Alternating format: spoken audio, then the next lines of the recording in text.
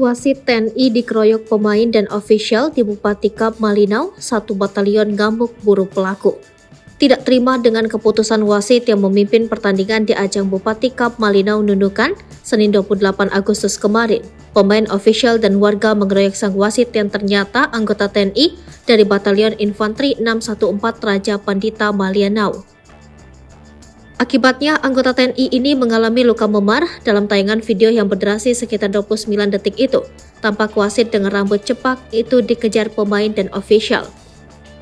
Belum diketahui sebab secara pasti, namun diduga mereka tak terima dengan keputusan wasit sehingga mengejar dan memukuli wasit.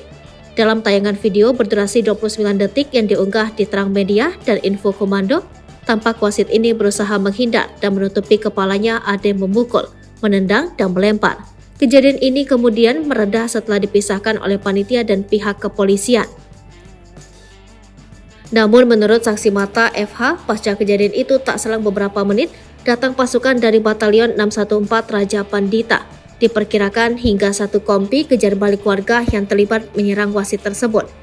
Para pengejar yang diduga merupakan anggota TNI ini tak terima rekan mereka yang merupakan wasit dalam pertandingan itu dipukuli. Mereka datang dengan menggunakan motor dan kendaraan dinas mendatangi warga tersebut. Melihat ini, netizen tampak kesal. Mereka menilai kebiasaan warga Indonesia jika kalah tak terima dan memukuli wasit. Padahal pengadil lapangan itu harus dihormati.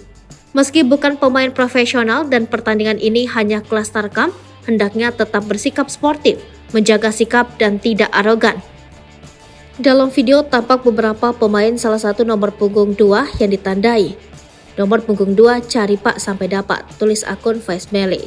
Menurut netizen sudah sepatutnya wasit dihargai dan dihormati, jika tidak maka pertandingan itu sudah tak ada marwahnya lagi.